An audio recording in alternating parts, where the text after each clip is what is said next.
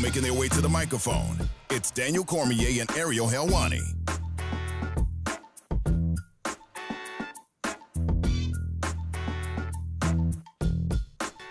Back in your life on this first week of October 2020.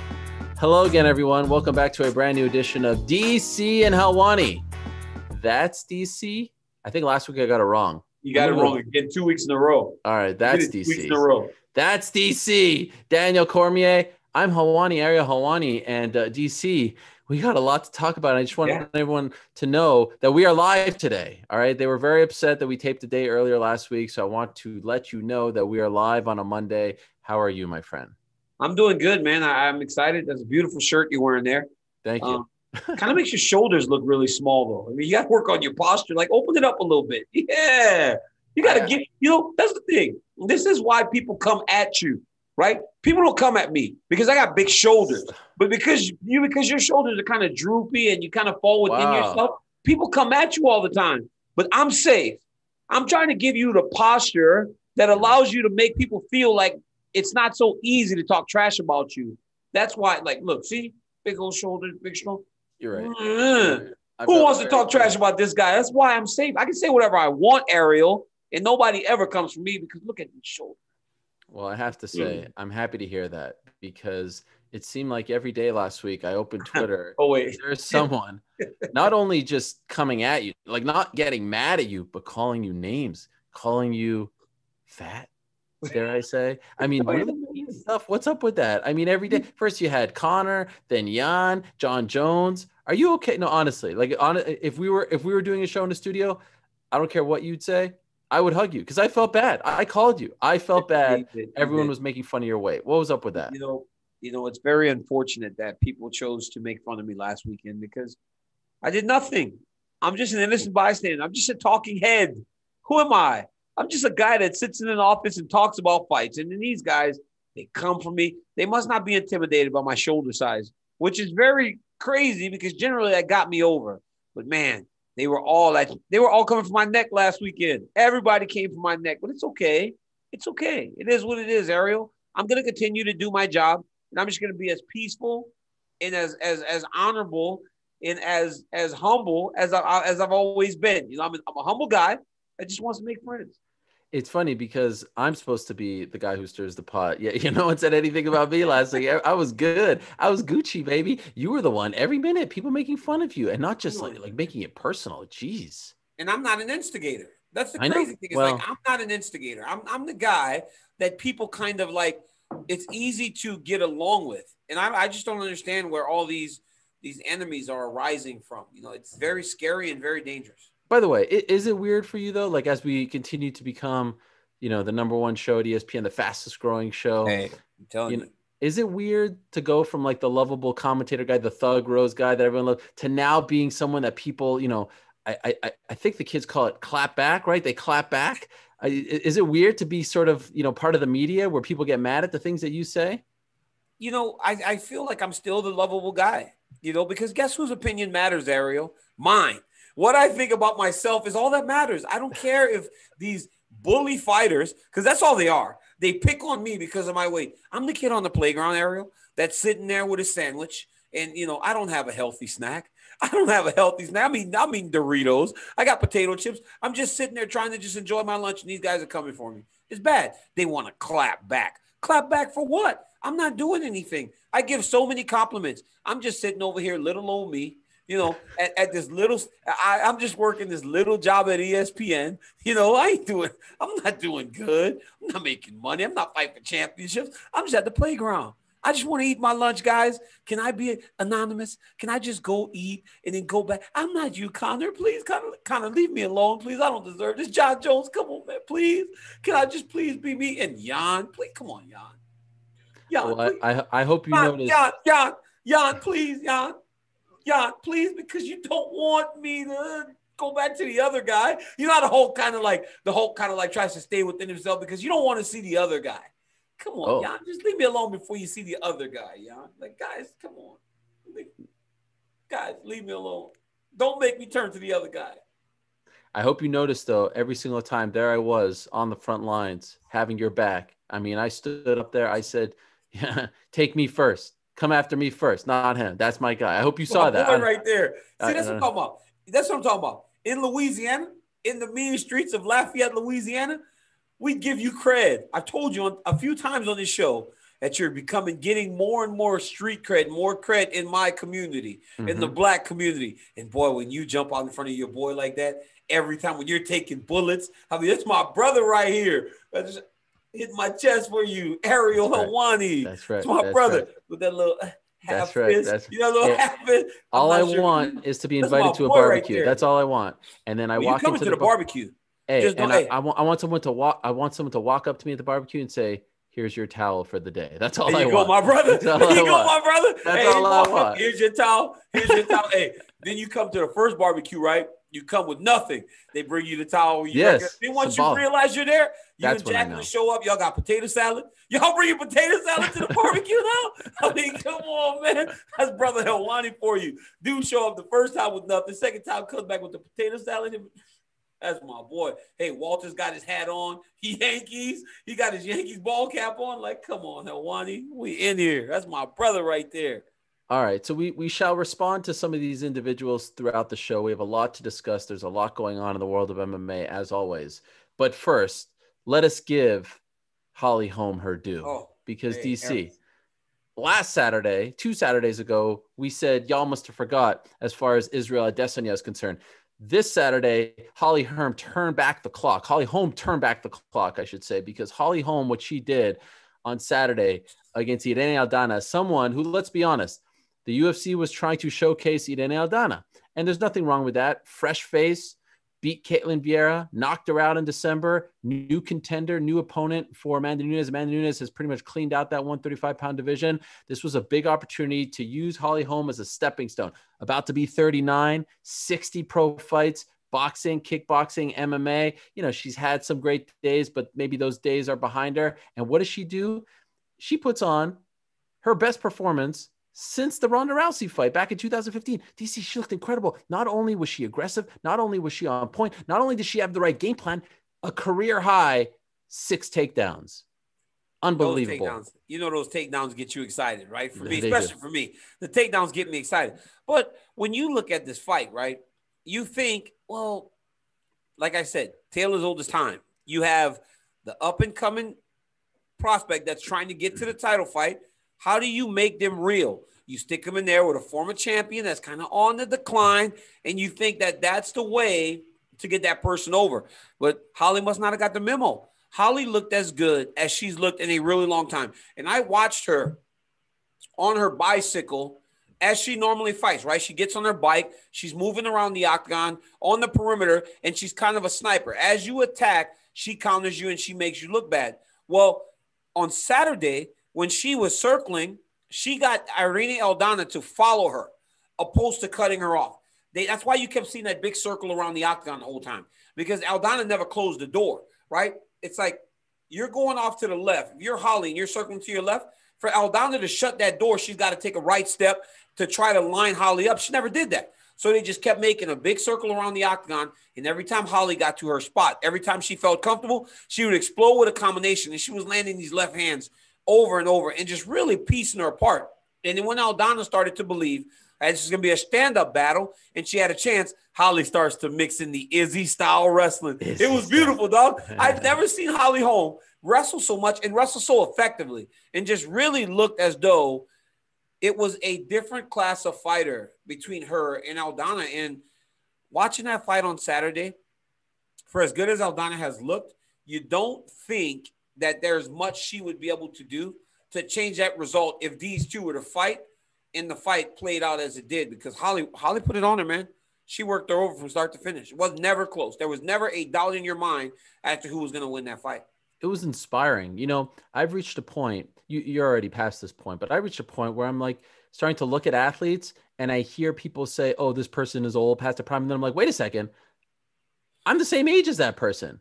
Holly Holm and I are the same age, 38. And so to see someone who is towards the end of her athletic career and an all-time great do that against the youngster when everyone was saying retirement, and also she's been through a lot. divorced recently. Her father had a stroke. And to see her put on a performance like that, DC, now let me ask you this. Is it possible?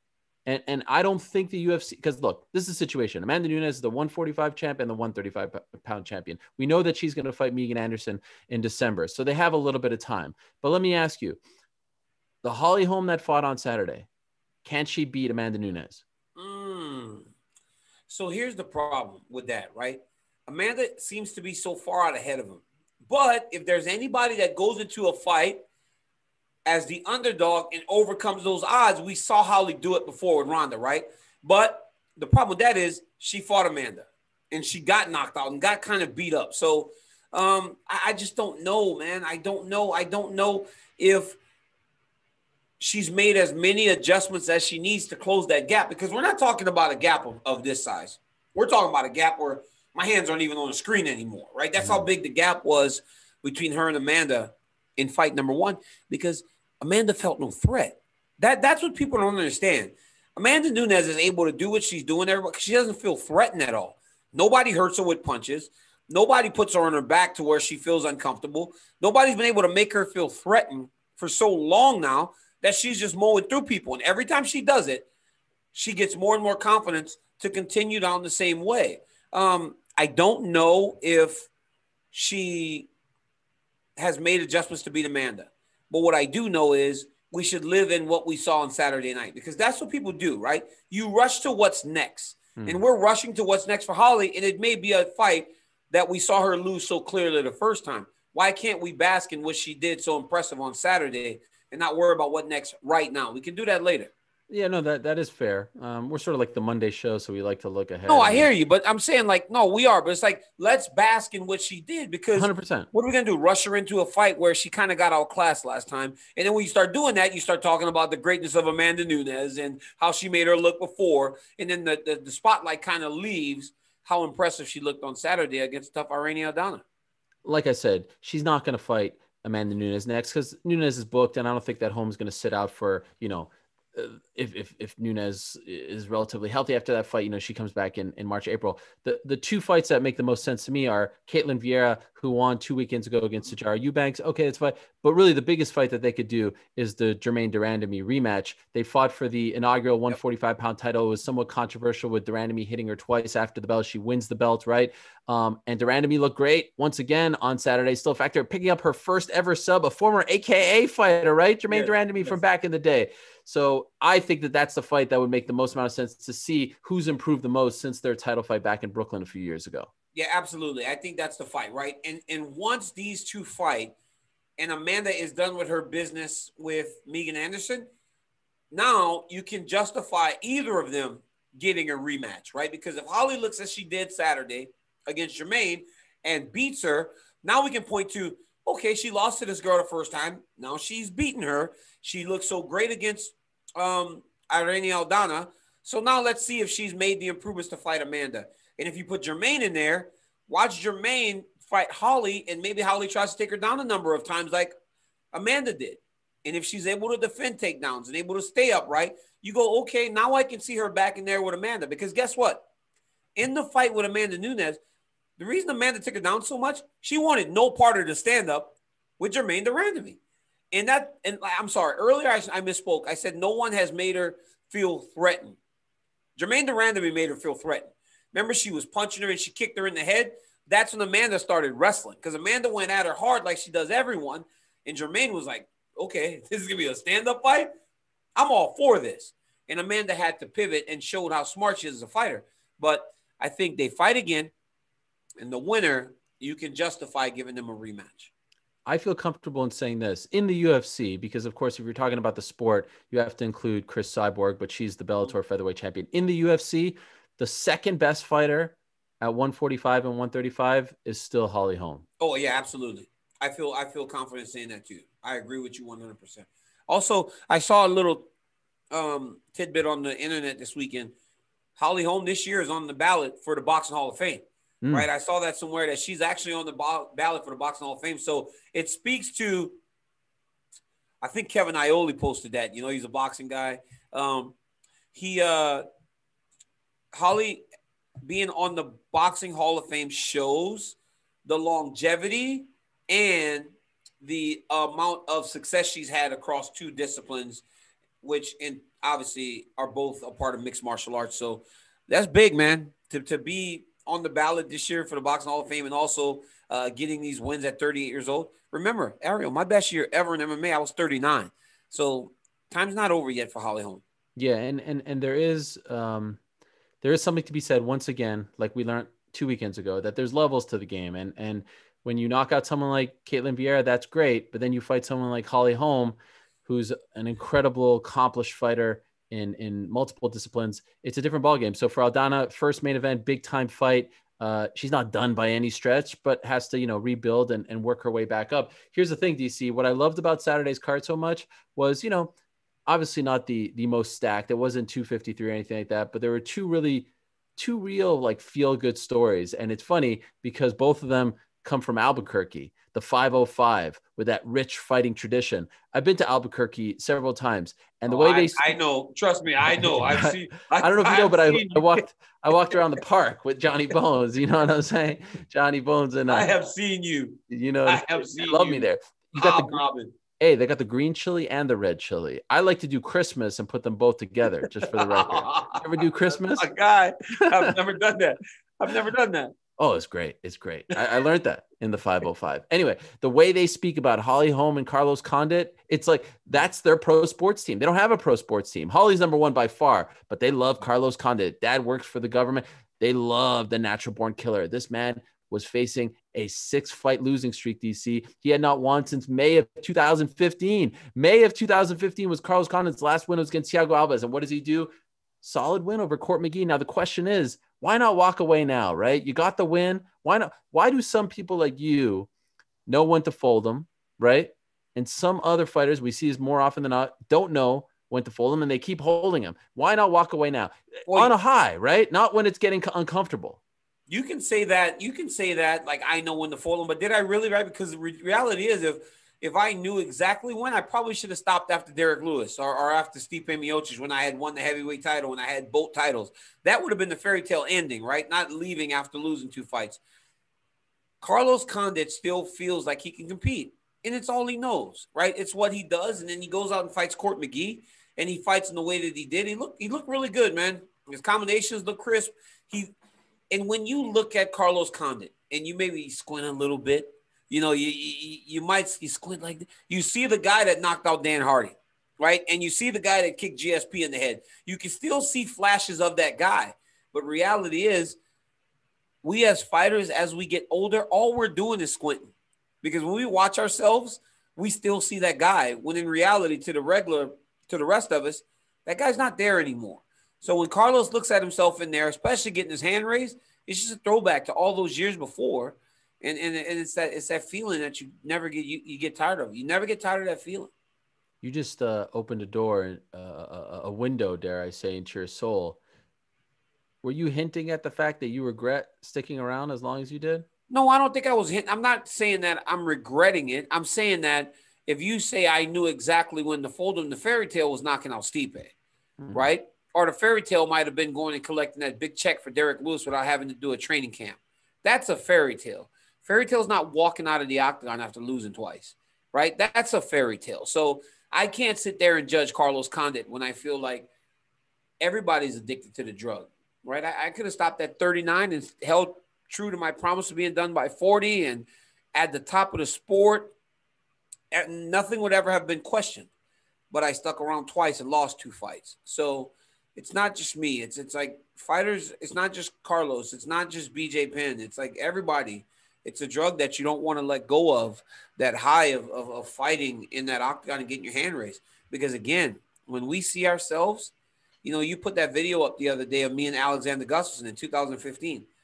When I fight today, I still see the same guy, right? Because you live in those moments. And Carlos Condit still sees that guy that was on a tear and just destroying dudes to becoming the interim champion. I don't know if this is right or wrong, but there's a part of me as we all grow older that, there's these new fans now that I know for a fact don't know who Carlos Condit is and just think he's some like prelim scrub. And there's a part of me that's like, okay, I know it wasn't vintage NBK and Court McGee's great as well, but he's also a veteran.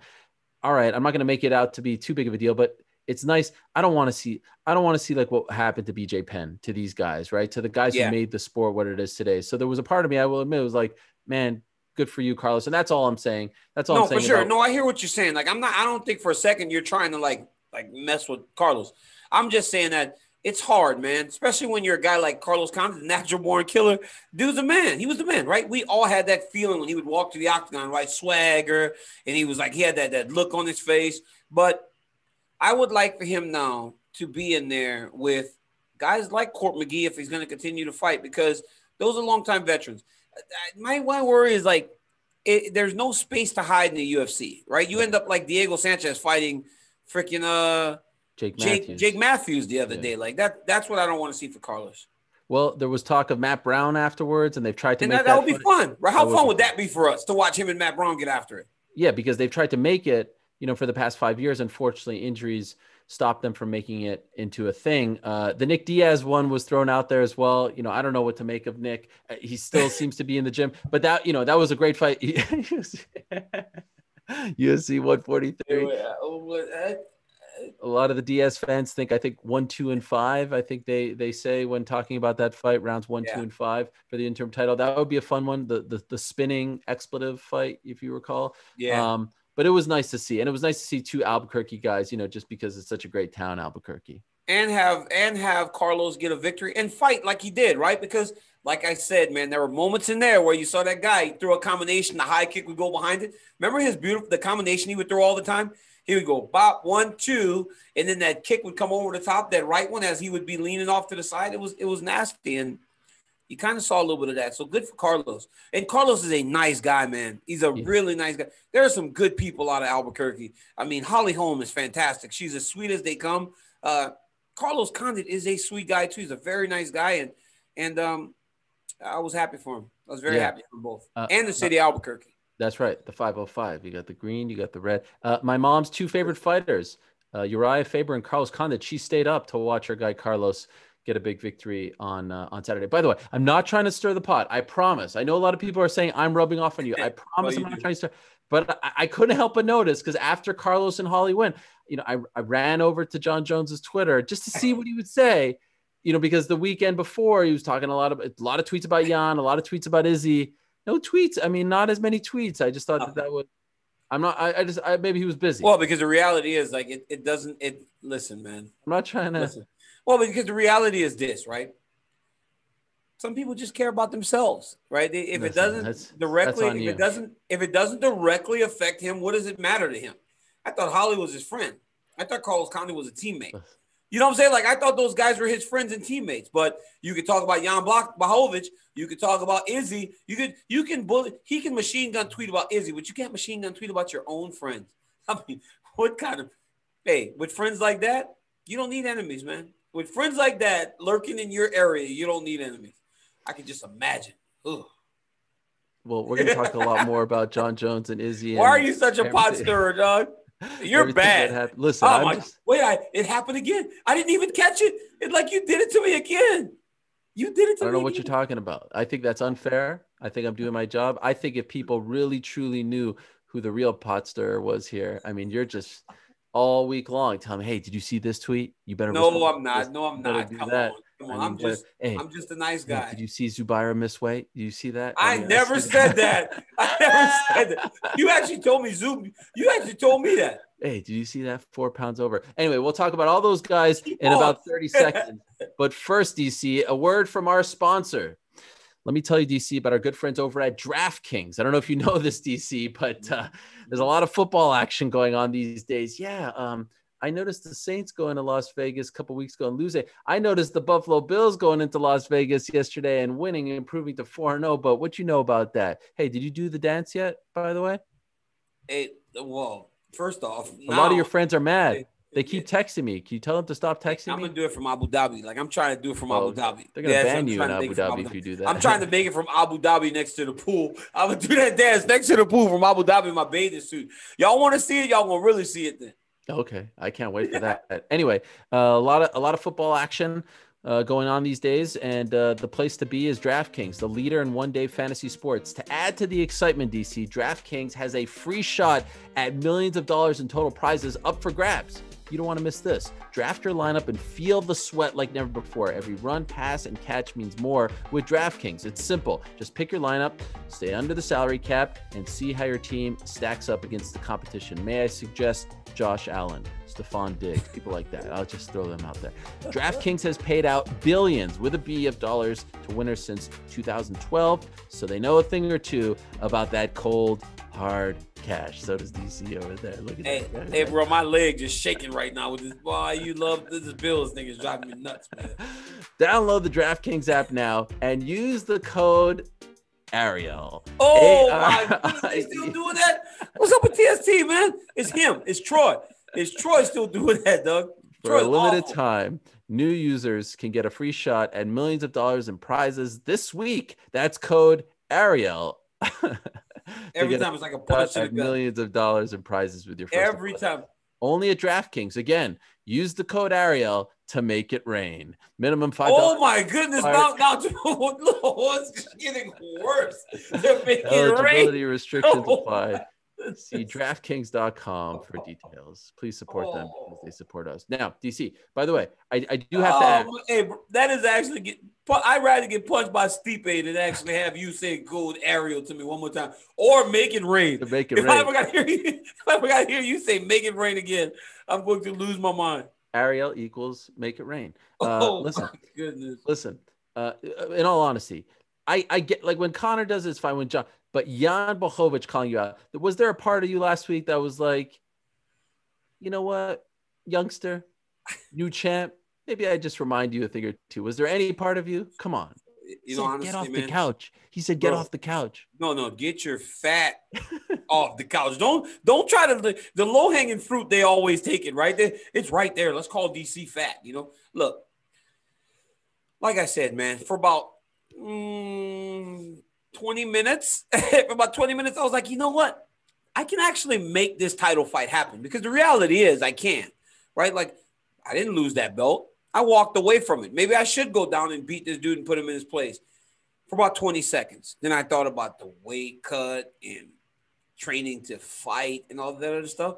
So he kind of dodged a bullet. Jan Blachowicz dodged a bullet because the reality is I hey, hands off, champ, hands off. But you don't want to fight that guy, man. That guy, the other guy is not nice. We've seen him put it on a lot of people, also including a guy that, the reason that Jan's mad at me. I beat that. I put it on Alex. So it is what it is.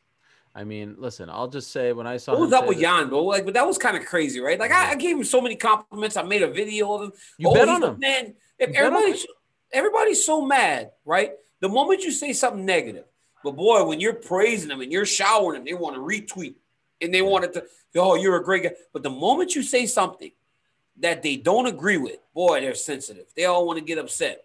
Hey, welcome to the last 15 years of my life. You could glow about these people all day long. You say one negative thing, you get a call, you're this, you're that. I mean, geez, Louise, where were you when I was saying 98% of the positive things? That's crazy, man. Dudes got to chill. Dudes really need to chill. Because the reality is, for Jan Blachowicz, we help him. We help, right? Us talking about his victory and how impressive he looks, or getting eyes on that. Because guess what? I was watching Jan Blachowicz and his tweet activity.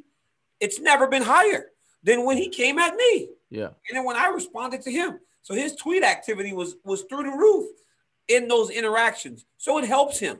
But the reality is, it's like, what's the payoff?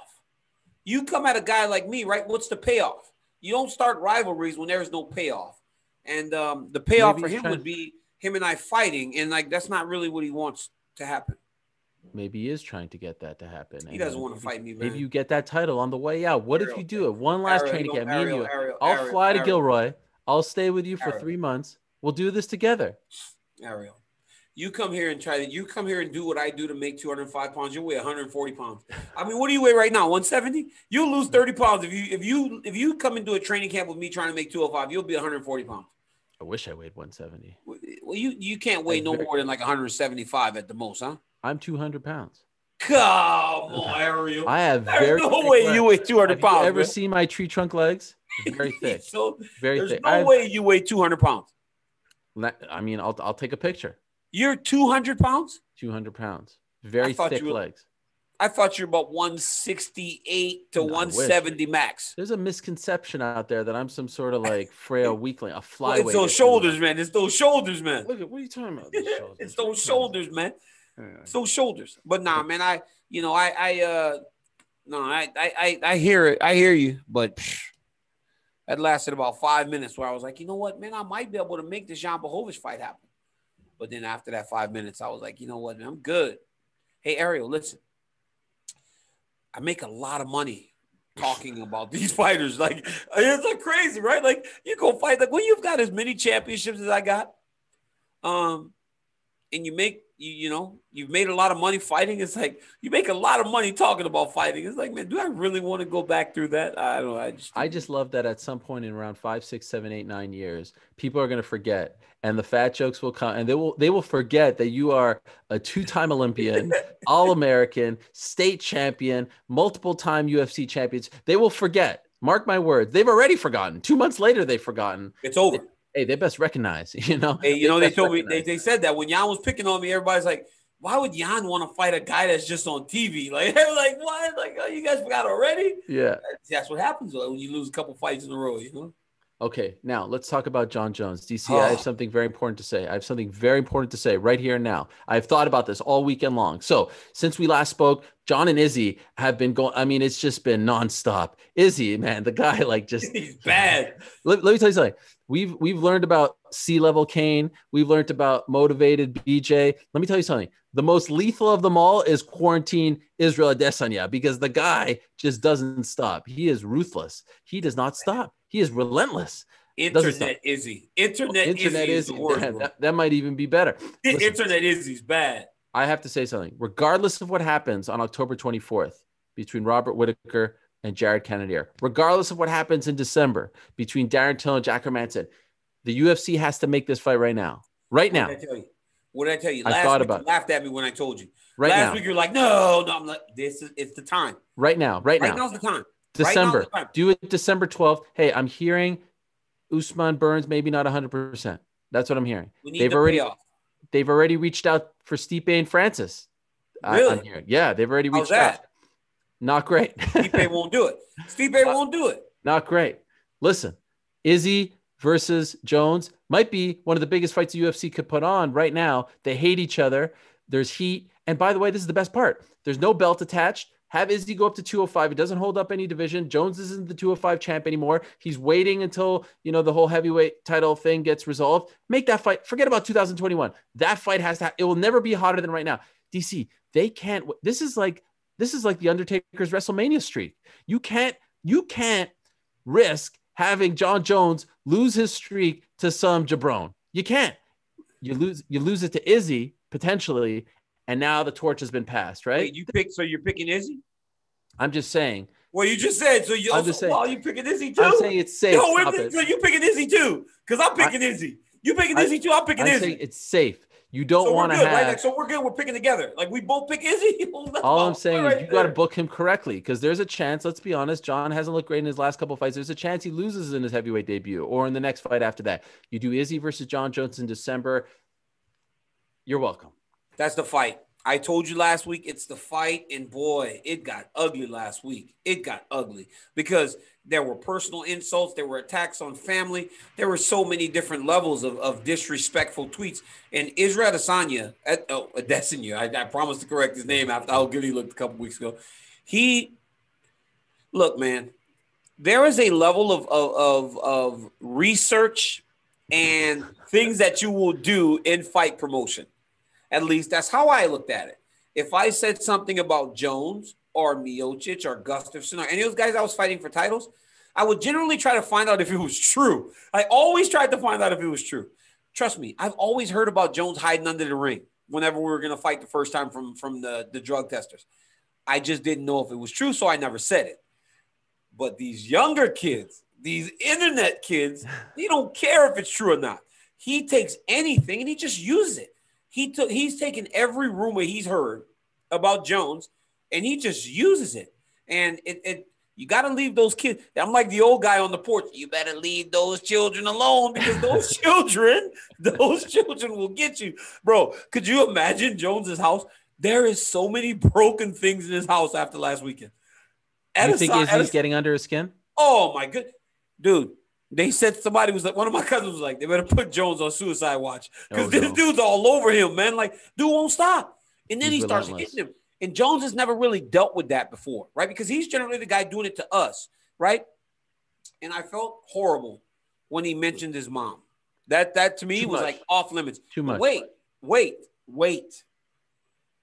Jones's parents, his mom was a sweet woman. I met her after, the first fight. She wasn't here in the second fight. She was really sick at the time. Beautiful lady, so sweet and nice. His dad came and talked to me after both fights. Wow. If we're in the same place, talked to me about my wrestling career before, whenever, because he paid attention. Like, he was a very nice man, right? Izzy shouldn't have done that. But listen, I remember a time when I was the older guy and Jones said something about, DC, I'm your daddy, right? Didn't know about my father being killed when I was a kid. Went so far as to have Dana White call me on a conference call to apologize, right? So now he's aware and he apologized. But then he did it again, right? Then he did it again and talked about being my daddy again. So then he was doing it knowingly, just as Izzy's doing it knowingly to him. So when you start to open that can of worms, man, you can't feel like a victim whenever somebody does it to you. I would never have done that. That is not my style. And I think that family members are off limits. But again, Jones also said he would come into my house and slap my wife on the butt. And there was nothing I could do, right? So it's like you start to bring family in there. And it's pretty much, you're kind of opening a can of worms that you shouldn't. And you don't do that with these young guys because Adesanya he's willing to play that game. It's sad. It's actually really sad.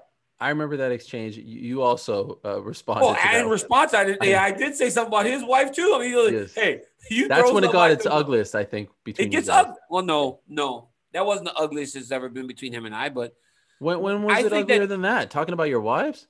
Talking about our wives is ugly. But all the hurling the insults at each other, fighting inside of the lobby of that place, all that was bad, right? But I just feel like now he's in a rivalry now with a guy that's willing to pull no punches. Because the reality is I was very measured in the things that I said at times because I didn't know if they were true. So race, religion, family. Let's just keep that out. We've talked about each other's families. So I can't say that families are off limits because I was guilty of it too. Well, I mean, you could still be guilty of it and say now as time has passed. Yes. Yeah. Looking back, I would have preferred not to have gone there. But I think especially a dead parent, that's off limits, man. Especially Jones' mom was a nice lady, man. She really was. And she loved I know it's easy for me, media fans, to say, hey, you crossed the line. But I know you guys, you legit hate each other. Things are said. You want to one-up the guy. You want to get him back. I get it. I understand it. These two guys, all I'm saying is, if you're going to subject us to this, to the amount of tweets. Where's the payoff? What's the payoff? You can't listen. You can't subject us to this and then say, oh, but I want to go do this. Or I want to go do that. Who doesn't want the fight is the question. You know what? Where's the holdup? Because it sounds like Jones wants to fight. My understanding is they've never seriously talked about the fight. And it sounds like Dana's about ready to start talking about the fight, though. He should. Because, A, it's a big-time fight. It's the perfect time, right? If you have Izzy move up to 205, he doesn't win that belt and hold up. Wait. You want Izzy to go up to 205 and Jones to come down.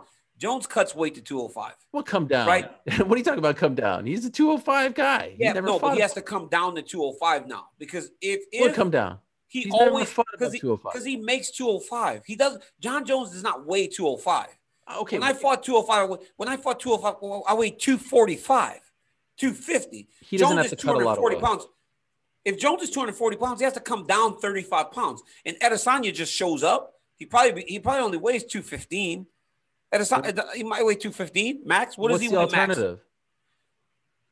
I don't know. That's the things you have to negotiate. A weight. Is it easier? What's easier and more fair for Adesanya to go up a little bit more, maybe 215, and Jones come to 215? Or is it up for, that's the thing, though. But those are all things that are going to be discussed because guess what?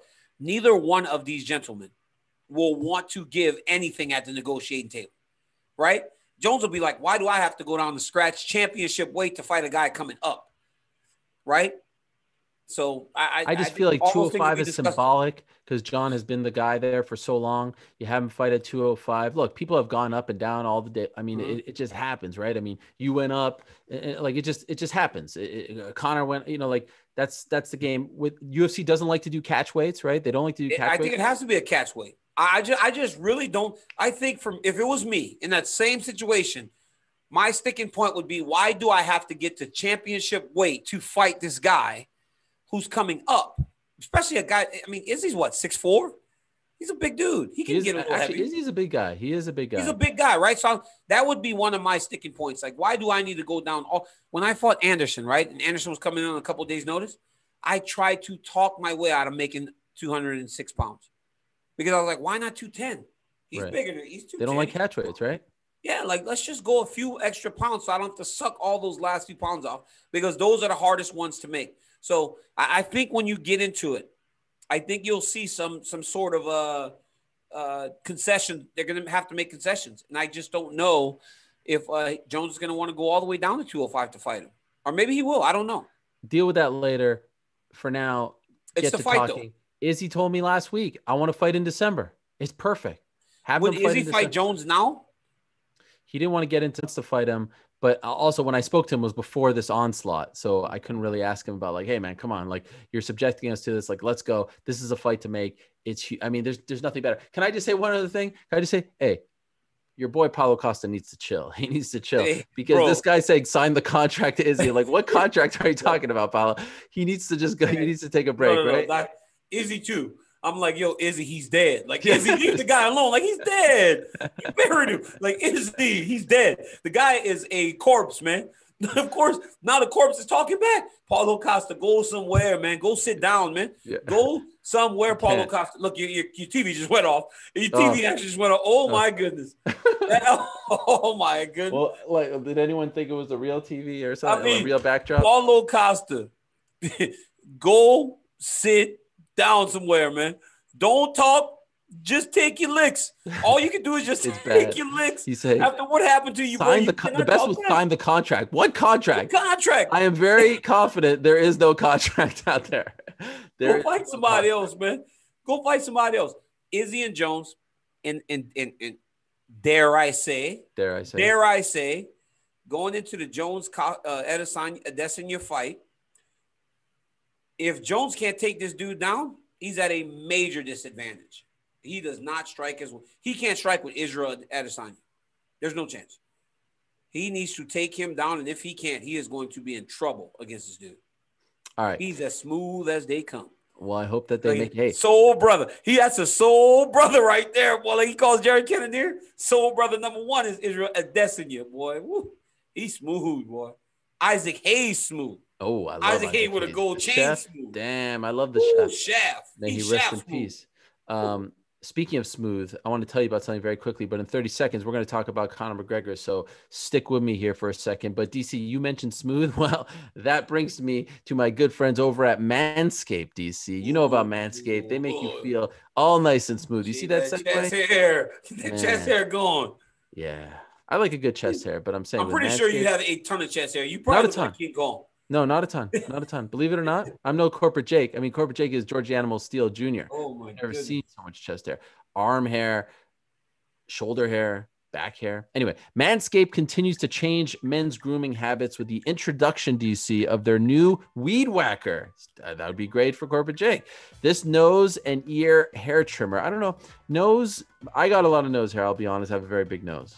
I'll be honest with you. You have a lot of ear hair at this point? Man, let me tell you something. I don't have a lot of ear in the nose. It's gross. And you got to use that thing that kind of gets it off. Well, anyway, they've got this new ear and nose trimmer, and it provides skin-safe technology which helps prevent nicks, snags, and tugs in those delicate holes. It's intelligently contoured. You like that? You like that? design enhances the trimming experience, and it is waterproof, which makes for easy operation and cleaning.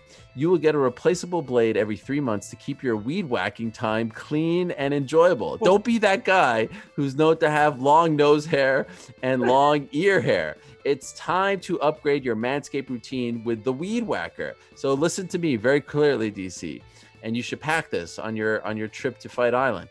Get 20% off and free shipping. All you have to do is use the code Ariel. Oh, come on, again.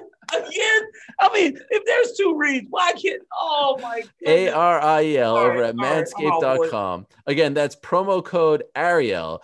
And that's 20% off with free shipping over at manscaped.com. One more time, use the code Ariel to take your grooming game. And make it rain. I mean, come on, man. I can't get one. You can't use the code DC once. Is that hard? Ariel? Ariel's easier. It's easier. I mean, is that hard? Easier to spell. Jeez. Now, DC, after last week's show, all hell breaks loose. Not only is Conor McGregor calling you a fat fool, he's also booking a fight against Dustin Poirier. All hell breaks loose. He called me a fat fool. Yeah, that wasn't nice. Yes, that's so disrespectful, right? Yeah, and I went up to him. I said, Conor, don't you dare talk about DC like that. No, that you didn't. Disrespect. That's one person you never. You did not say nothing to Conor. The one person you don't talk about is Conor. You're so scared of Conor. No, what are you talking about? You're afraid of Conor. I'm afraid of him. Yeah, you are. Like what? Like what's gonna happen? I don't know. I don't know what's gonna happen. I have no idea what he's told you privately that does not allow you to stand up for me against him. You have crossed the line. That's it. I'm disappointed. I'm disappointed in you. Like my father used to say, I am disappointed that you. I'm not mad. I'm not mad. Right. I'm just disappointed. That's even worse than being mad. And I was disappointed in the use of fat fool. I mean, I just felt like that was too much. By the way, you know who deserves all the blame for all this? It's our friends in social media, Eric and Tessa, because they write those tweets with those and they tag Conor. They know he's going to respond. They're the real instigators because that's how everyone gets mad. Anyway. But listen, the social team, they're fantastic, aren't they? They are fantastic. We have some good clips. We have some good pictures. It always looks so good. It is good. I love it. I love it. Better chance of happening. Conor Pacquiao or Conor Poirier charity boxing match in Dublin? Neither one of them. Neither one are happening. Conor Poirier exhibition won't happen. Conor Pacquiao won't happen. It'll be Conor Poirier in the UFC. But here's the thing, right? That's not happening either. If you're Dustin Poirier, right? You weren't able to come to terms with fighting Tony Ferguson because of the amount of money you wanted, right? Now you're going to fight in a charity match? Like, bro, go get paid. Dustin, go get paid. Go get paid to fight this dude. If you ain't going to fight Tony and you want to fight Conor, it can still happen. But go get paid in the UFC to do it. That's why I think they're going to fight. Let me tell you what happened.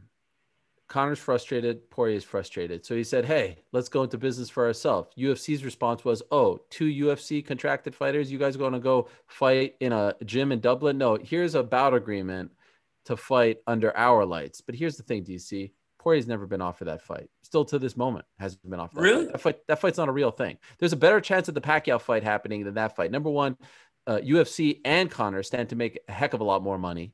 Right, with the Pacquiao fight. That's a big deal. I don't care what anyone says about the fight. It's a big deal. It'll make a lot more money. And we all know Poirier-Conor was never in their plans. They were going to do Poirier-Ferguson, right? Conor versus Khabib Gaethje winner. That fight's not in their plans. That was just a response to the tweets because they didn't want to feel like Conor was showing them up, right? I don't think that fight's going to happen anytime soon. I don't think it's not in the works at all. Here's the thing. Poirier jumped at it too quickly. He should have said, I feel like Poirier is kind of being used as a pawn in all of this, right? Like he needs to stick to his guns and honestly needs to push to fight in November on that pay-per-view card that just lost Cody Garbrandt because that card needs a little beefing up. They need to do Poirier versus Ferguson, both guys on the sidelines, and just fight there. And the Conor thing is not going to happen. It's not in the works. It's not in their plans. And I think he needs to recognize that. And it's definitely not going to happen in a charity boxing match in Dublin. No. UFC would never stand for it. Legally, they couldn't stand for it. That's why he called it a sparring match, right? Because you can't tell people they can't spar. You can't tell people that they can't spar. They can go spar any time of the week. But you can't broadcast it, right? Well, you can broadcast a sparring session. Why not? So you think it'll happen? I don't think it's happening because I think they'll come to terms. I think they'll make it happen in the UFC if they want to fight. But you just said, well, why not do it in November, right? If, like you said, Conor wants to fight, let him fight Poirier in November. right? Oh, I was saying Ferguson in November. No, you're saying Conor wants to fight, right? Yeah. If this whole thing with Dustin is real, Conor, go fight Dustin in November. You guys can headline the pay-per-view while Deiveson Figueiredo defends his title right before you in the co-main event. Why not do that? You want to fight, right? Like, it's over and over. I'm a fat fool because I said, if you want to fight, there's fights out there. Here you go. There's a date for you right there. Cody Garbrandt's out. Why don't you go beef up that card now and go fight your fight? It's there. How many weeks away is that, right? It's November what? We're just 21st. Right? So we're in the beginning of October. You got a lot of time to prepare, get ready. Well, it looks like you're already preparing. Go fight Dustin Poirier in November.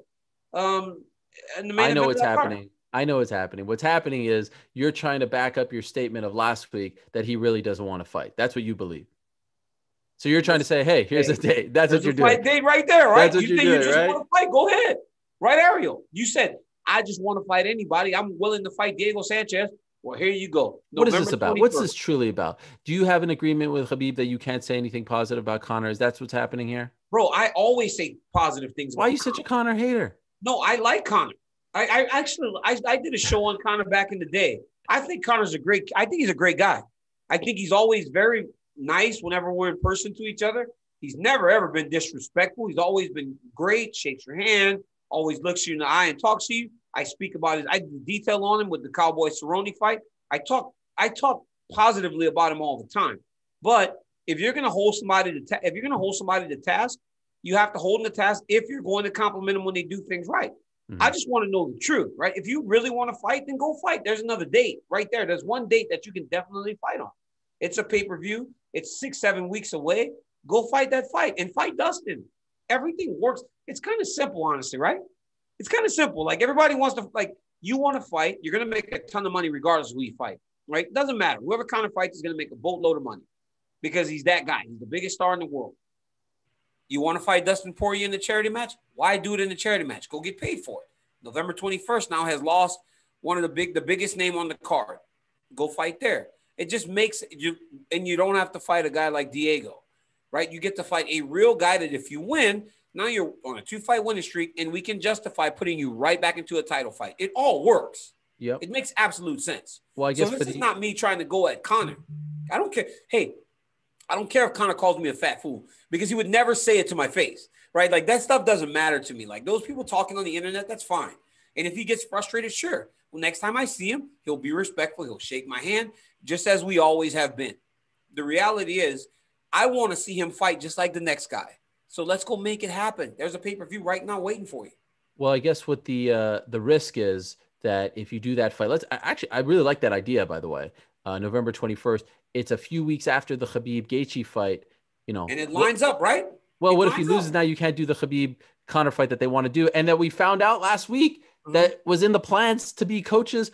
They were supposed to be coaches on Tough. Now we don't know what the status of this is because one side is saying it's up in the air, one side saying blue. Whatever the case is, can Conor and Khabib actually be coaches on Tough? Like, can they actually do this? I don't think they'll be able to be in the same area right. Because Conor's going to be who he is, which is great, though. It's great for television. The problem is Islam Makhachev and Khabib and Usman and Umar and all those guys, Manap, they're not going to be okay with him just kind of being kind of in their space. I think it'll be very difficult, but it would make for some great television to always keep those guys separated.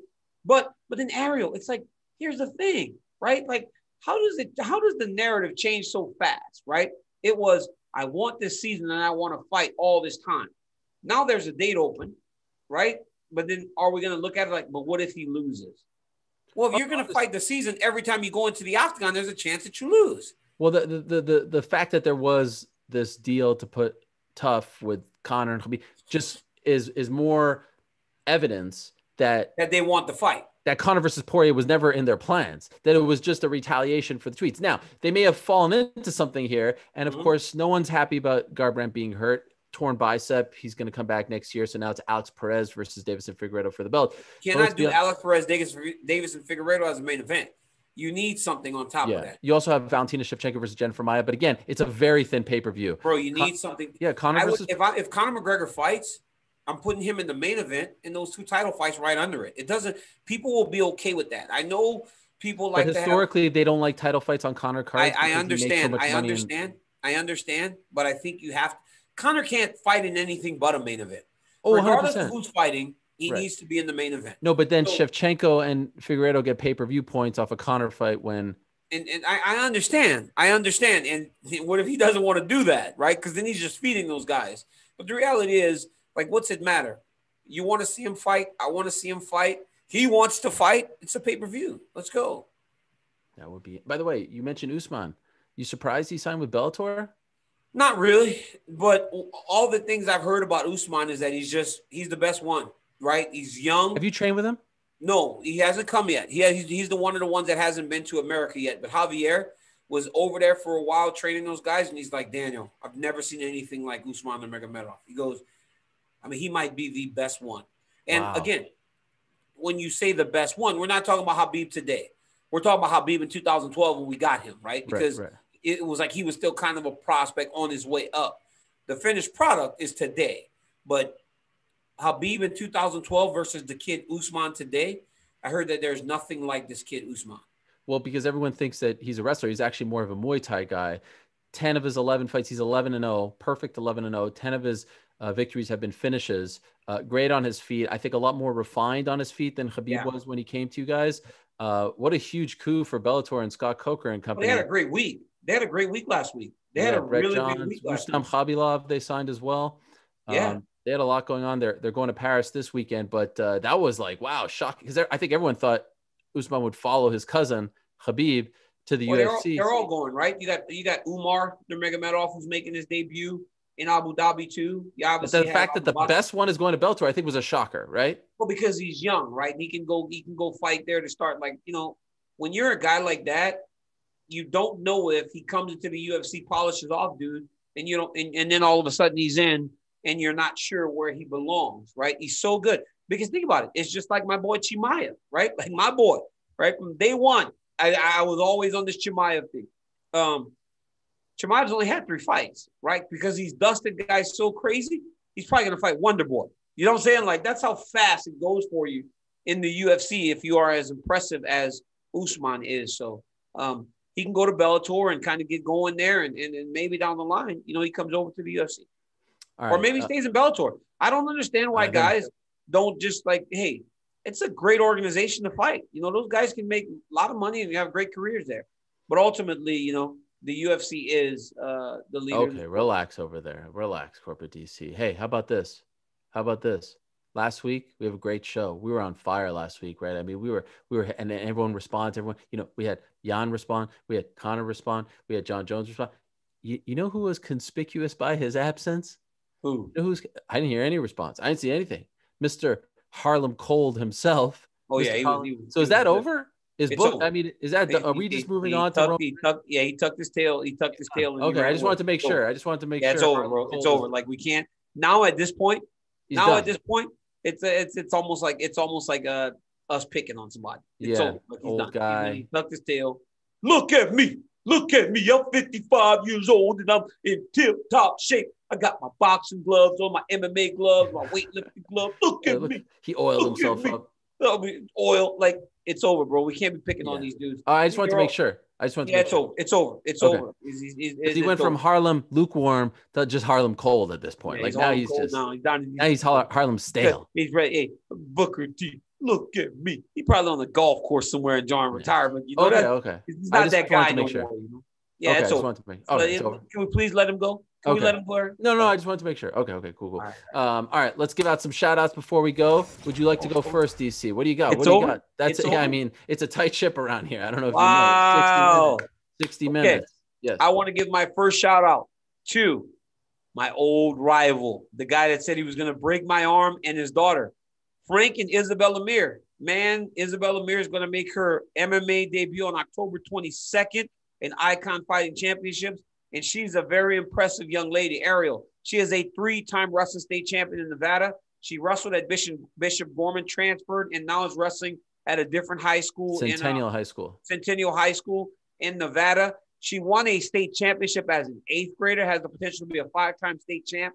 She's making her MMA debut and making it in a weight class where contenders are desperately needed, right? She was a state champ at 140-something. up to 150, back down to 140. So that tells me she's right in that featherweight range, a weight class that we really need. So congratulations. But she's fighting at 135, just for the record. I would like for her to go to 145 at some point. I mean, right? she's only still 17. Very young. She's 17, right? She's still very young. Maybe she'll grow into a weight class where people need featherweights. We need featherweights. Obviously, you see that there aren't many on the UFC roster at some point. Hopefully she gets there. Hey, what a story that would be, right? What a story. Marquita says she wants to. Wait, listen. What a story that would be, right? If at some point Isabella Mir can become UFC champion and her dad. Could you imagine that? A dad and a daughter being UFC champions in one family? It would be absolutely insane. So good luck on your journey, Isabella. Bella is what they call her nickname. Good luck on your journey. My second one, hey, the Miami Heat. I mean, they're decimated. They're decimated, Ariel. Yes. They are limping into the. I mean, every game they're limping. And there's no Bam. There's no Goran Dragic. They look bad. My man Udonis Haslem was about to cry on the bench the other day. They were getting ran by 30 again. I'm like, come on, boys. Y'all got to show face. Y'all got to fight. And then last night, Jimmy Butler did his thing. Tyler Hero does his thing. Hey, if those guys can make shots, they give themselves a chance. And if the guys start to come back, Bam come back, if Dragic gets to play, now we got a series. Hey, I've changed. I don't know if this is the hater in me. I don't know if this is, but I'm picking the Heat now. I'm picking the Heat in 6. I think it's over. They go 3 in a row now to win the championship. You're trying to be like one of those guys. You're trying to be like Kendrick Perkins, one of those guys who make outlandish predictions. I would never. But I'm telling you, with the way they played, they play with a chip on their shoulder. We like people who have the chip on their shoulder. They fought. They played with some fight. And if we're anything on DC and Helwani, we're fighters. We're fighters. And to see a little scratch, the little team that could, they remind me of Frankie Edgar. You know how Frankie Edgar was always out of it. He would get knocked down, but he would the little engine that could. That's what the Miami Heat looked like yesterday. Man, what about Jimmy Buckets at the end there, right? What about Jimmy Buckets? Here's the problem, Ariel. Tyler Hero with the snarl. Dude, this snarl. Yeah. You know what that reminds me of? That reminds me of Damian Lillard dancing and Russell Westbrook getting too excited. It's like normally you do that, the Lakers go and just polish you off. So guys, be careful with your celebrations. But the Heat got a chance now. Can't wait for Game 4 later on this week. Now, let me give out a few shout outs on my own. Shout out to the great Daniel Cormier and Alexander Gustafsson, who 5 years ago this week fought in one of the all-time underrated title fights in UFC history. Not enough people talk about what you guys did at the Toyota Center that night, UFC 192. You have told me repeatedly of all your victories, that was the toughest one, right? It was absolutely the toughest one. What a fantastic environment. All my boys from the Rockets were in there. You know, we had Harden in there. We had a little this for you. They were all, dude, it was crazy. We had Dwight Howard was with the team at the time. It was a crazy environment, insane fight, and I am forever grateful to Alexander Gustafsson for pushing me and showing me that I can go to a level that I didn't know I had inside of me. Tremendous fight. What about this dude that I saw on Instagram who got a tattoo of you, the double champ? You see this? Yeah. What is this all about? Do you know who that is? No, I don't. It was on point, too. I mean, my body looks fantastic in that picture, didn't it? What was that? Good. Is that the first time you've seen someone get a tattoo of you?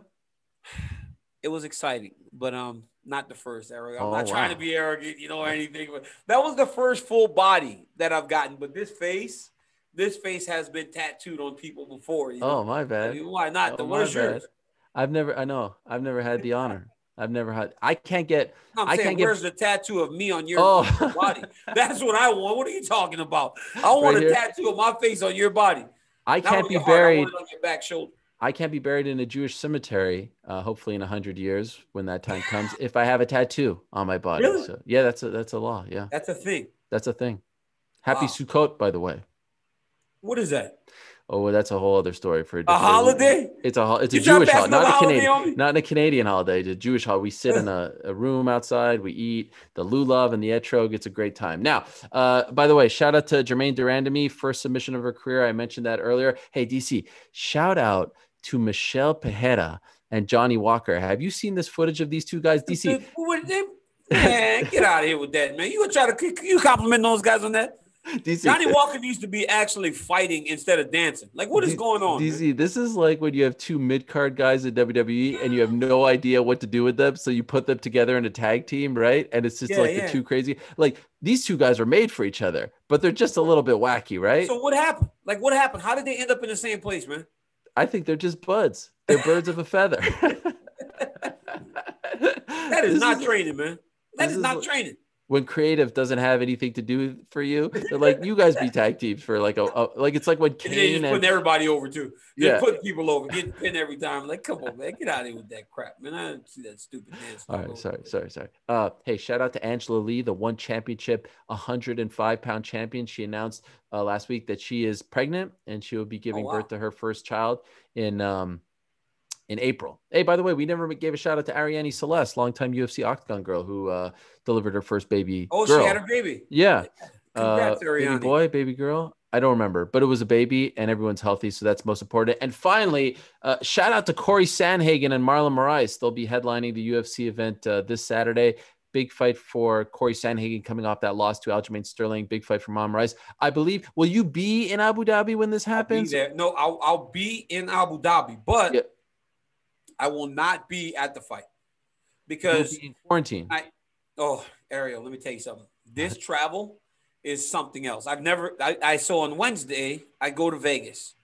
I have to be in my room by 5 o'clock on Vegas after getting tested. From that point on, I am quarantined until Friday morning. In the middle of the night, I then will wake up, go to the airport, and travel to Abu Dhabi. This takes 20 hours or something, 18 hours. Yeah. Once I arrive in Abu Dhabi, I will be taken directly to the hotel. Directly to the hotel where they will test me again. I think I test Wednesday and Thursday in Vegas. So 2 tests in Vegas. Then I will go directly to Abu Dhabi, into the hotel. Another one of these up my nose test. From there, I will go to the hotel into my room for a 48-hour quarantine. Tested that day, tested the next day in order to be clean. And once I am tested, by Tuesday, I think, Monday or Tuesday, I will be able to walk around the perimeter of the fight bubble, the Fight Island bubble. So I've got about 5 days of traveling quarantine before I'm able to do anything. So it's about to be a rough one for me. So I'm gonna be on that NBA. I'm gonna be in the park, baby. I'm gonna be playing NBA 2K. So and UFC 4. So if you really want to test yourself against me on EA UFC 4, let's go. I'll have plenty of time. Well, I hope you got a lot of Beverly Hillbillies episodes waiting for you because you'll have a lot of free time. I got a new show, Designated Survivor. Please watch it. It's so good on Netflix. It's a great show. Well, next week you'll be joining us from Abu Dhabi, so that'll be very fun. Actually, the next few weeks you'll be on the road. Have you guys figured out how to send the TV? Yeah, we'll have the TV. Wait, I guess we just exposed that this is not. Can I borrow yours? Yeah. Can I borrow yours? I'll send it for you, or I'll just come. I didn't get the invite to go, but maybe I'll. I haven't been. It's kind of sad that you'll never experience Fight Island. Yeah, I'm not too sad about it. If I'm being You're not? honest. No, I'm not too sad. Why? I mean, I like being here. There was golf in Fight Island, but they took it away from us, so I can't even golf anymore. They took the golf out of Fight Island. Sad. It's sad. Well, I'll be thinking about you. Okay. Have a safe trip. DC. It's over. That's it. It's over. The show's over. Well, everyone's very upset. We've gone way too long. It's been 8 minutes. I mean, what do you mean 8 minutes? It's just 8 minutes longer. Yeah. It's a tight. If we were on linear television right now and we went 8 minutes over, we would be in huge trouble. Okay, so, you're right. You know what I'm saying? We'd already be in PTI because we're gonna be right before. PTI. It'd be. And, we'd be getting bumped. We'd be getting bumped by the curling championships of the world.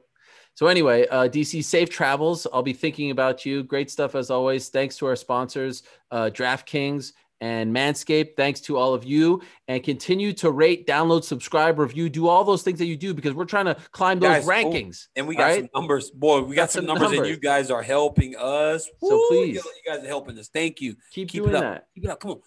Let's eat. Come on, guys. Let's eat all the way up to number 1 on ESPN. Back next week, same time and place. Until then, we say peace.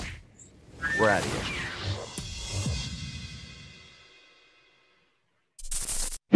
Thanks for watching ESPN on YouTube. For live streaming sports and premium content, subscribe to ESPN+.